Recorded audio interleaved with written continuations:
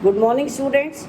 Yesterday we were doing chapter 3, Discovering Tut. The saga continues. In the same continuation, we are reading the rest of the chapter. Tut's father or grandfather, Amenhotep III, was a very powerful pharaoh who ruled over a period of 40 years. His son, Amenhotep IV, succeeded means came after him, and began the strangest period in the history of Egypt. He promoted the worship of Aten, and Aten is who? The sun disk.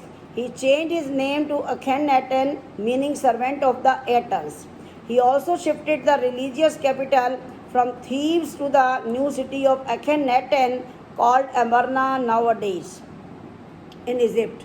Further, he attacked Amun, a god, and smashed means broke his images, his idols, and closed his temples.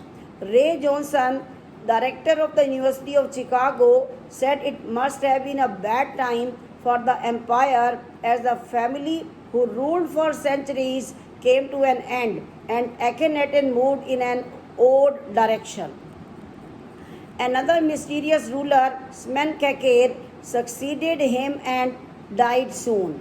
Next, Tutankhamun, also known as Tut, sat on the throne, ruled for 9 years. He worshipped god Amun in the old ways, however, he died mysteriously.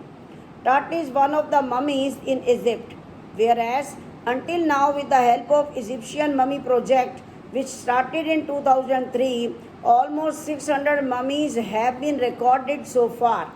King Tut's mummy was the first one to be scanned by CT scanner. Under the next phase of scanning the mummies with the machine donated by the National Geographic Society and Siemens. The CT scan machine scanned the body by creating 1700 digital x-rays in cross section from top to bottom and this way to this way. Tut's head was scanned in 0.62 millimeter slices to record the tiny details. The resulting image was very strange. A team of radiology, forensic, and anatomy experts started examining the secrets of the grave that had been protected by flying goddesses for a long time. During the night, workmen climbed up on the ramp and the flight of stairs to carry the body from the tomb into the spinning sand outside. They rose the body on a hydraulic lift, then into a trailer where the scanner was kept.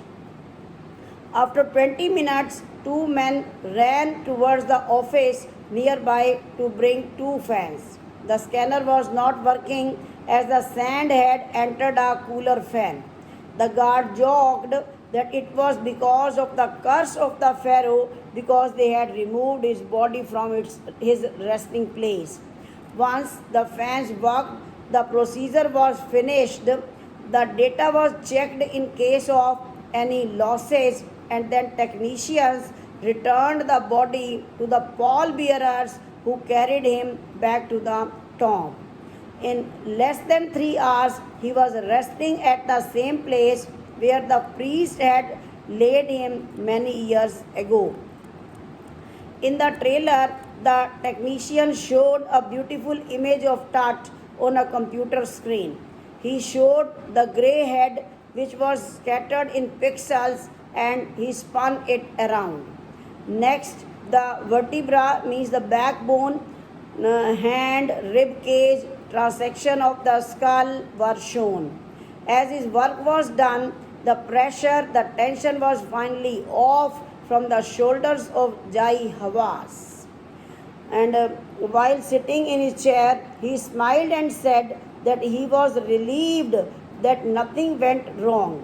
He had slept the previous night, he had not slept the previous night, and now as the work was done, he would go and sleep.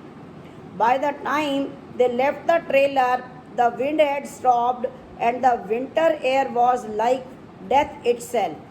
just above the tomb, the Orion is a group of 7 stars you can see in the sky, Orion constellation, shown in the night sky and watching over the boy king.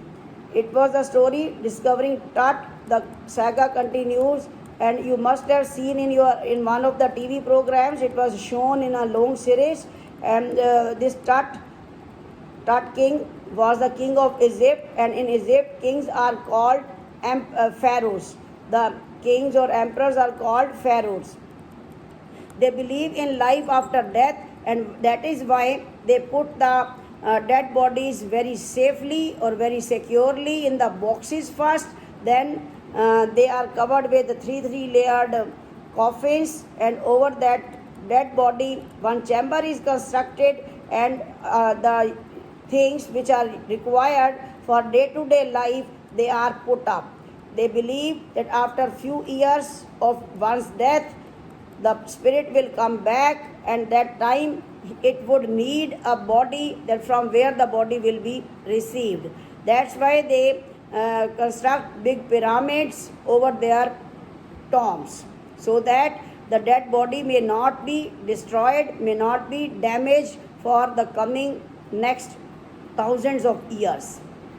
It was your story, and listen to it twice and learn the question answers. Thank you.